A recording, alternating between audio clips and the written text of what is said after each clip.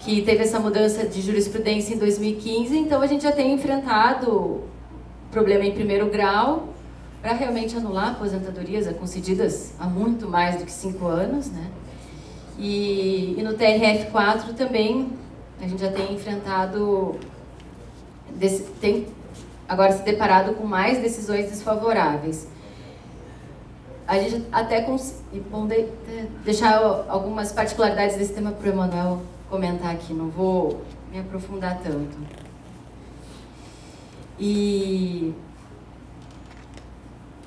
um outro tema que seria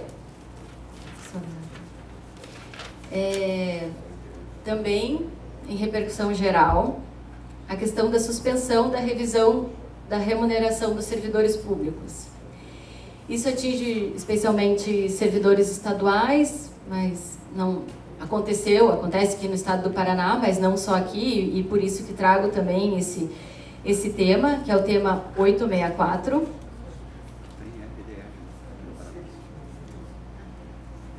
É o 864, que é a questão do reajuste da remuneração, né? Está previsto em lei, e depois, posteriormente, pela alegação de não haver dotação orçamentária, ser suspenso o reajuste da remuneração. Então, essa repercussão geral, até o Shigeru comentou conosco, né, recente, que ele está atuando para os servidores de Roraima, que é o caso destacado como repercussão geral, mas pela tese, do jeito que foi posta, né, não vai se limitar aos servidores de Roraima, porque é realmente a questão da existência ou não de direito subjetivo à revisão geral da remuneração dos servidores públicos por índice previsto apenas na Lei de Diretrizes Orçamentárias, mas sem correspondente dotação orçamentária na lei orçamentária do respectivo ano. E já foi publicada a inclusão em pauta, foi publicado no mês de abril. Com relação aqui, é de relatoria do ministro Alexandre de Moraes.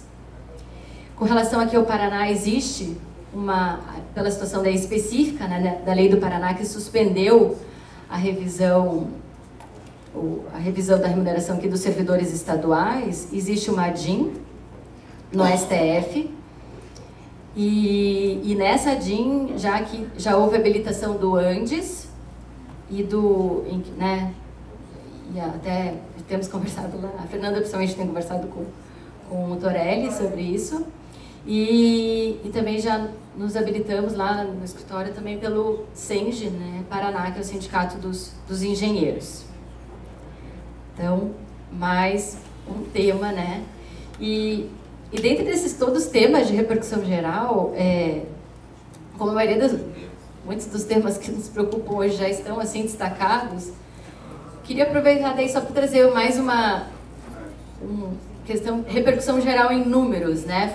Alguns artigos que foram disponibilizados recentemente, foram divulgados pelo Migalhas, e eu achei interessante trazer aqui, e nos desperta um pouco dessa situação que a gente tem enfrentado, né? E a necessidade e aí já tem o GT, das ações, que depois também o Mauro vai comentar algumas atuações que já temos feito, o KNASP tem feito, né? Mas pela média atual, demoraria mais de 8 anos, se o STF continuar julgando os temas de repercussão geral, da forma como tem julgado, seguindo essa média, conforme a média atual, lembrando que esse Instituto da Repercussão Geral, ano passado, completou 10 anos, se seguir essa média, vai demorar mais de 8 anos para esgotar um estoque de 298 temas que existiam no final do ano passado, final de 2017, se nenhum novo caso viesse a ter repercussão geral reconhecida. Fui dar uma olhada nos números aqui, separando os temas, né? Eram 298 temas no final do ano passado. Já agora, 13 de abril de 2018, são 311 temas. Então já estende um pouquinho mais esses 8 anos. E um problema que a gente também tem enfrentado é o plenário virtual, né? O julgamento em plenário virtual nos casos de reafirmação de jurisprudência. E aí um outro dado que eu trago aqui para vocês é que no ano de 2017 foram submetidos ao plenário virtual 49 temas. Nesse caso é para destacar se teria ou não repercussão geral, né? E dentre desses 49 temas, 70% deles a ministra Carmen Lúcia não votou, não se manifestou. E por outro lado aqui os dados é que daí os ministros Celso de Mello, Marco Aurélio, Toffoli, o Fux, o Barroso, o cheiroso, né?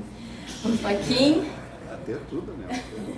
e o Alexandre de Moraes votaram em todos os processos. Mas aí acho que ainda mais do que a questão de votar ou não pela repercussão geral, é a questão de reafirmar a jurisprudência no plenário virtual. E aí nos preocupa bastante um outro tema também, que é a questão das gratificações de desempenho, que tem já, né, jurisprudência já afirmada, no sentido de reconhecer a paridade entre os servidores ativos e inativos até a regulamentação das avaliações. Mas em todos os nossos processos havia a discussão de, após a regulamentação, se assegurar a irredutibilidade de vencimentos para os servidores inativos, né? Então, assegurar ali o valor da pontuação, ou, subsidiariamente, ao menos o valor nominal da gratificação.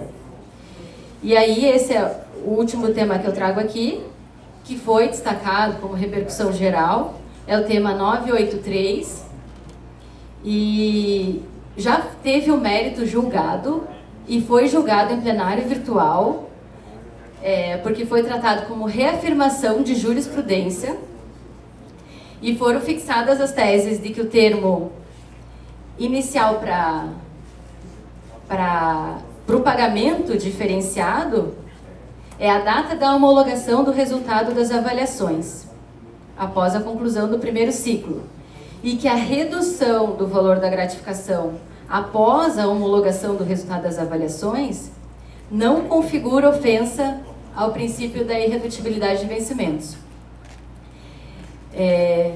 Nós, né, no escritório, acredito que muitos também já usavam, inclusive, decisões do próprio STF para sustentar a irredutibilidade de vencimentos. Não claramente, assim, não havia ainda uma decisão, o entendimento era evidente e na fundamentação de alguns recursos anteriores. Entretanto, né, no plenário virtual foi completamente desconsiderado essa fundamentação anterior.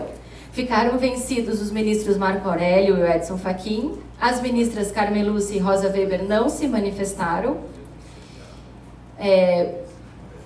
Preocupante também que já se decidiu que isso, né, atinge todas as gratificações federais de desempenho que tenham o mesmo perfil normativo.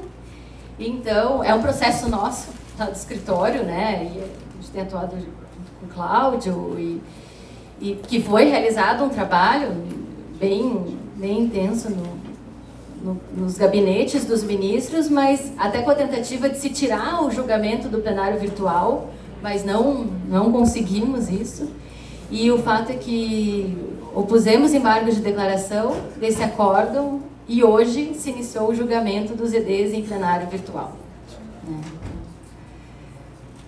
Bom, esses são alguns dos temas, né, que eu separei para trazer. Acho que da minha parte, então, seriam esses, para trazer aqui para reflexão, principalmente, né?